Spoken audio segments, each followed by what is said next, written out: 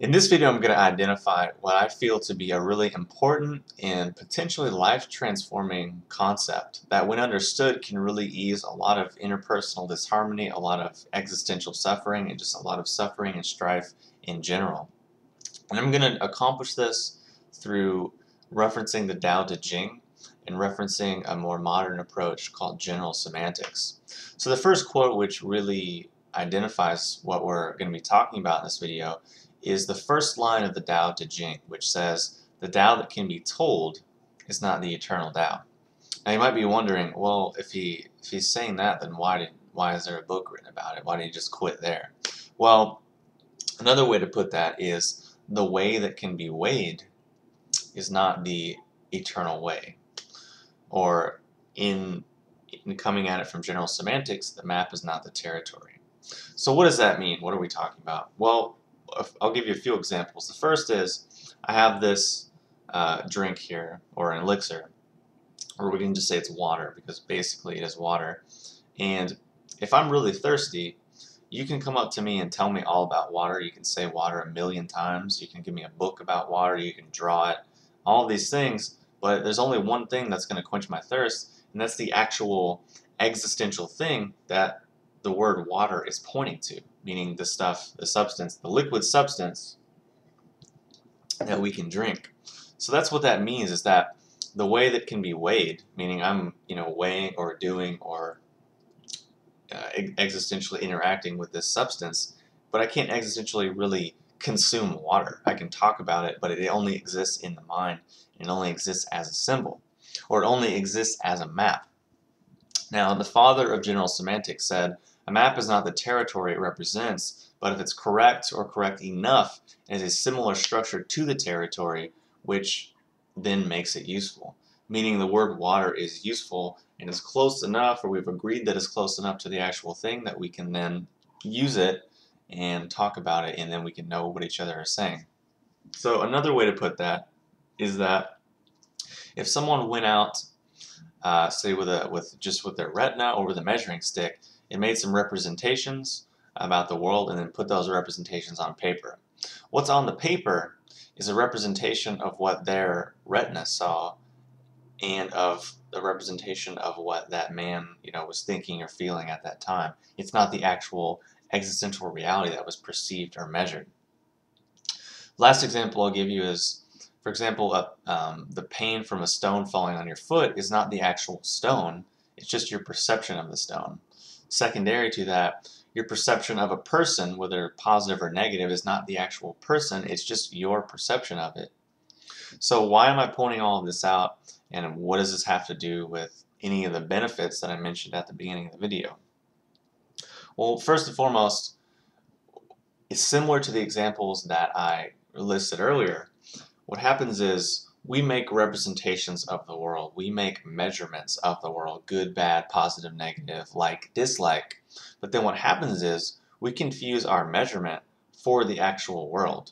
We eat the menu instead of the meal. We drink the word water rather than actually tasting the substance water. And what happens is, we all end up fighting over our maps. We end up fighting over our stories, fighting over our representations of our experience, which isn't the actual experience, it just happened to be our perception of it. So what happens is, I might have this drink in my hand, I might drink it and love it, you might drink it and hate it, and then what most people do is then say, well, you should like it.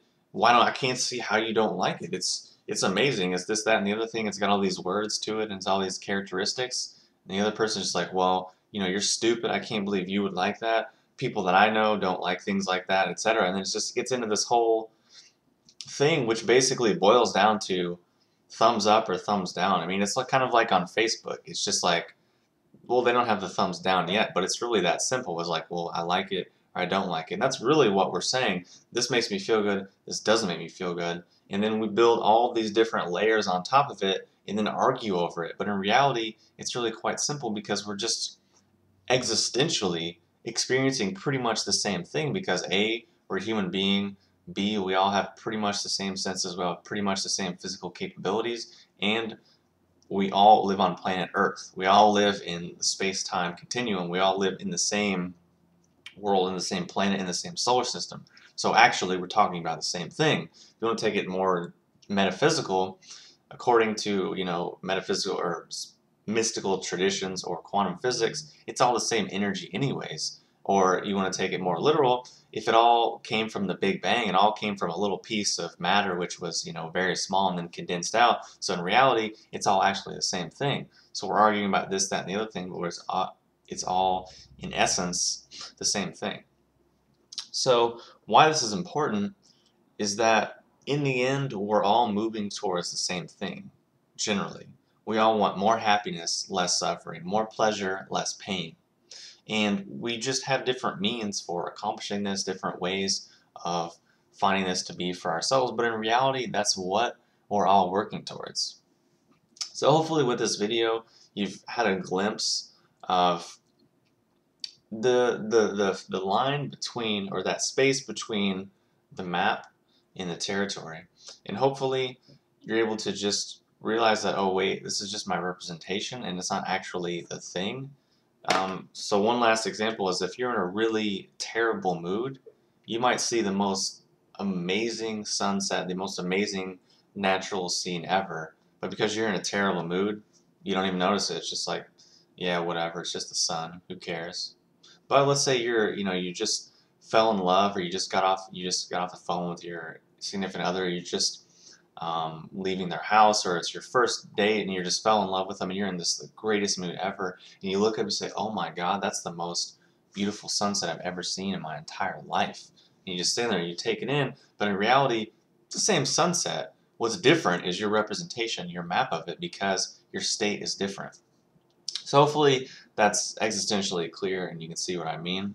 And keep that in mind when you're dealing with people. It's something that I've been working on for a few years, and it's just something that we continually need to have running in our minds so we can remember, oh yeah, we're actually describing the same thing. We're just using a little different words, a little different symbolic metaphors, but we're actually talking about the same thing. We both want the same thing, so we're actually on the same page, so we can get along.